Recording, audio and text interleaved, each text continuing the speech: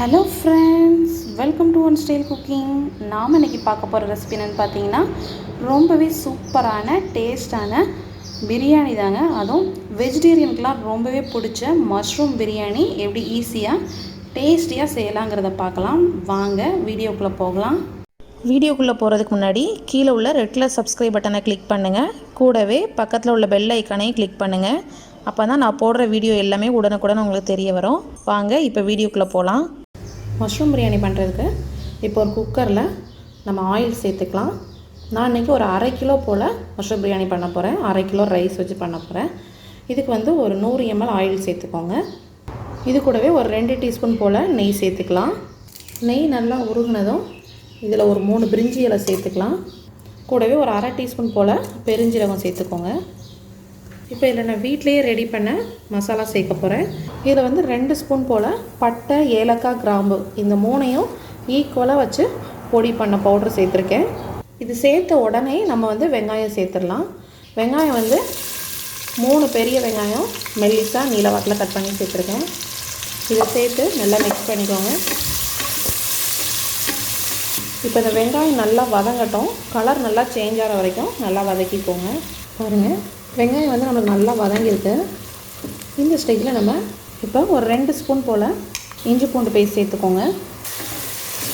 இதை நல்லா மிக்ஸ் பண்ணிவிட்டு அப்புறம் நம்ம தக்காளி சேர்த்துக்கலாம். இப்போ இது கூடவே ஒரு 2 சின்ன சைஸ் தக்காளி சேர்த்துருக்கேன். பெரிய சைஸ் தக்காளியாக இருந்துச்சுன்னா 1 சேர்த்துக்கோங்க போதும். இப்போ தக்காளி வந்து நம்மளுக்கு நல்லா வதங்கணும். இதோட ஒரு கையளவு புதினா, கொத்தமல்லி 2ஐயுமே ஃபைனாக சாப் பண்ணி வச்சுருக்கேன். அதை சேர்த்துக்கலாம். கூடவே காரத்துக்கு 2 பச்சை மிளகாவை இந்த மாதிரி கீரி சேர்த்துக்கோங்க.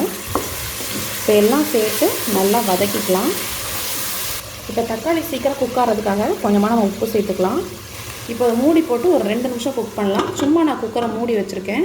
தக்காளி நல்லா வதங்கியிருக்கோம். இதை நல்லா மேஷ் பண்ணி விட்டுக்கோங்க. இப்போ நல்லா மிக்ஸ் பண்ணியாச்சு. இப்போ இதில் நம்ம மசாலா சேர்த்துடலாம். இதில் காரத்துக்கு ஏற்ற மிளகாத்தூள் சேர்த்துக்கோங்க. நான் வந்து 1/2 கிலோ ரைஸ்க்கு ஒரு 1.5 ஸ்பூன் தனி மிளகாத்தூள் சேர்க்குறேன். அது போலவே ஒரு 1.5 ஸ்பூன் மல்லித்தூள் சேர்த்துக்கோங்க. இது கூட ஒரு 1 ஸ்பூன் மட்டும் கரம் மசாலா தூள் சேர்த்துக்கலாம். இல்லைனா நீங்கள் பிரியாணி மசாலா இதனாலும் சேர்த்துக்கலாம். ஏற்கனவே நம்ம முதல்ல பட்டை, ஏலக்காய் எல்லாமே அரைச்சி சேர்த்துருக்கோம். அதோட ஃப்ளேவர் நல்லாயிருக்கும். எக்ஸ்ட்ரா கொஞ்சம் தூக்கலாம், 1 ஸ்பூன் மட்டும் சேர்த்துக்கோங்க. மசாலா எல்லாம் சேர்த்து அந்த எண்ணெயிலேயே நல்லா வதங்கணும். இப்போ இதில் ஒரு 1/4 கப் போல் தயிர் சேர்த்துக்கலாம். தயிர் சேர்த்து கட்டி எதுவுமே இல்லாமல் நல்லா மிக்ஸ் பண்ணிக்கோங்க. இப்போ பாருங்கள், தயிர் சேர்த்து நல்லா மிக்ஸ் பண்ணியாச்சு. அந்த சைடில் அந்த ஆயிலெல்லாம் நல்லா பிரிஞ்சு வந்திருக்கு. இந்த மாதிரி ஆயில் நல்லா பிரிஞ்சு வரணும். இந்த ஸ்டேஜில் ஒரு 200 கிராம் போல் மஷ்ரூம் வந்து நான் கட் பண்ணி வச்சுருக்கேன். அதை சேர்த்துக்கலாம். இதை வந்து நல்லா தோலெல்லாம் நல்லா க்ளீன் பண்ணிவிட்டு கட் பண்ணி சேர்த்துக்கோங்க. உங்களுக்கு எந்த ஷேப் வேணுமோ அந்த மாதிரி நீங்கள் கட் பண்ணிக்கலாம். இப்போ இது உடஞ்சிராத அளவுக்கு நல்லா மிக்ஸ் பண்ணி விட்டுக்கோங்க. இந்த மஷ்ரூம் பார்த்திங்கன்னா அந்த மசாலாலேயே ஒரு 5 நிமிஷம் நல்லா வேகணும். ஏன்னா அந்த மஷ்ரூம்லேருந்து நம்மளுக்கு தண்ணி விடும். தண்ணி விட்டு நல்லா வெந்தால் தான் இதோட டேஸ்ட் வந்து ரொம்ப நல்லாயிருக்கும். இப்போ அதே மாதிரி சும்மா மூடி போட்டு இந்த மஷ்ரூமை ஒரு 5 மினிட்ஸ் வரைக்கும் நல்லா குக் பண்ணலாம். இடையில ஒரு டைம் கிளறி விட்டுக்கோங்க. பாருங்கள், மஷ்ரூம் நல்லா குக் ஆகிருக்கு. அந்த ஆயிலும் நல்லா பிரிஞ்சு வந்துருச்சு.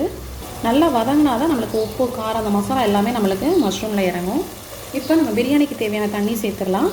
நான் வந்து 2 கப் பாஸ்மதி ரைஸ் எடுத்து அதை ஒரு 20 நிமிஷம் ஊற வச்சு எடுத்து வச்சுருக்கேன்.